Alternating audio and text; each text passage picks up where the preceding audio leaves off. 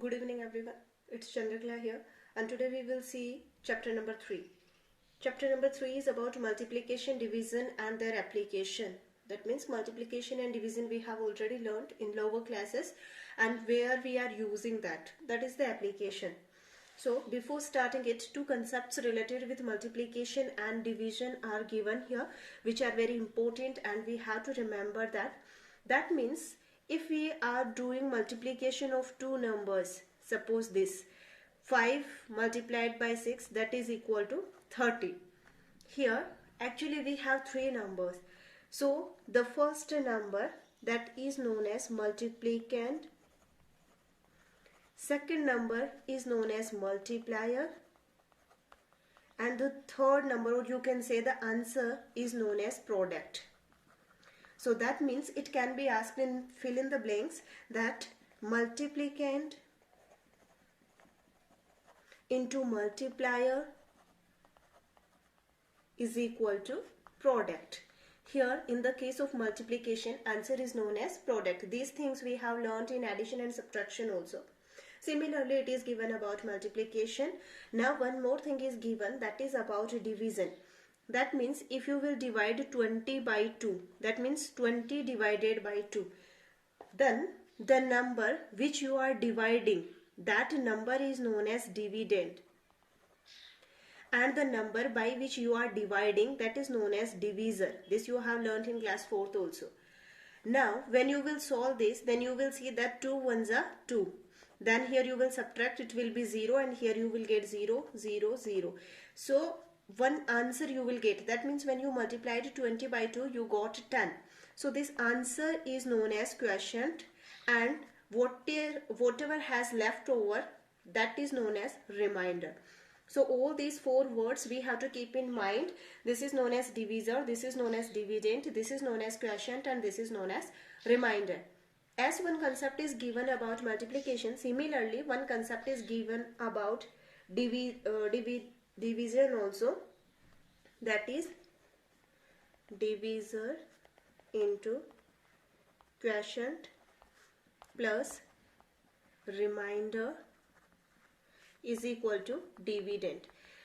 We will make use of both these things further in the chapter, so we have to remember it. Now we will start. Let's recap exercise of chapter 3, that is let's recap. Recap means whatever we have learnt in our lower classes, that we have to revise once again.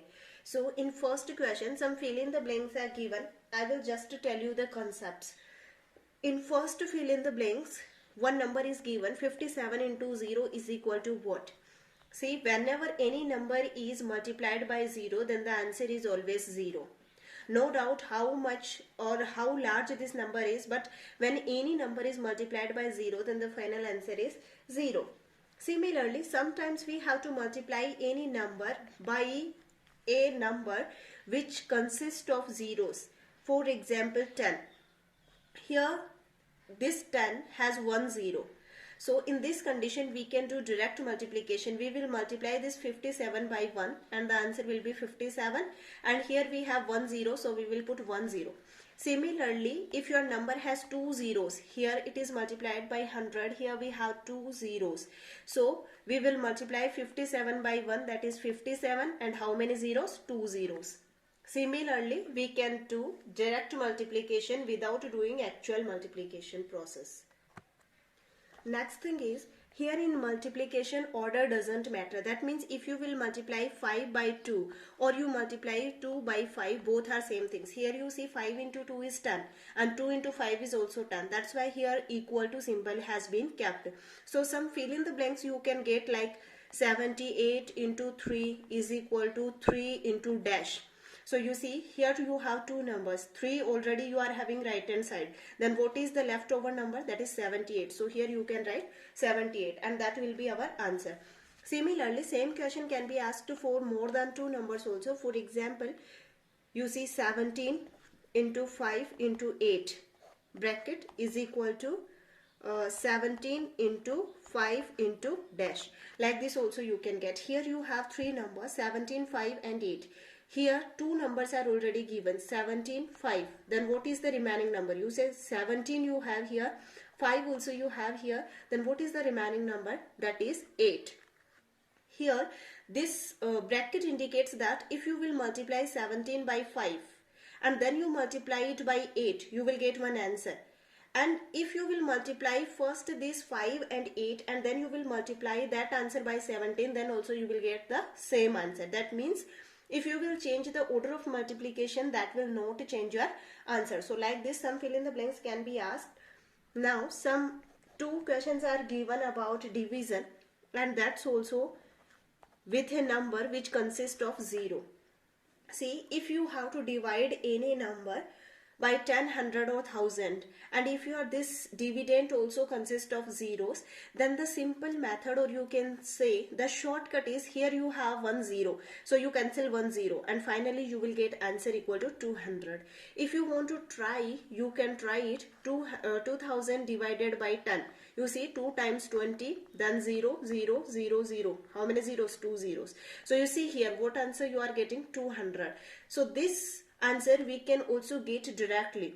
Similarly, if you have to divide 2000 by 100, you see 1 0 cancel out 1 0, another 0 will cancel out another 0. So what is remaining? 20. So the answer will be 20.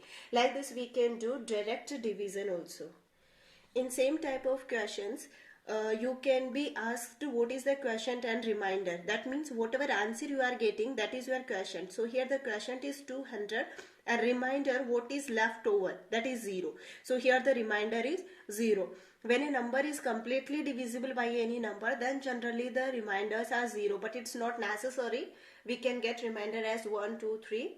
So that's also possible.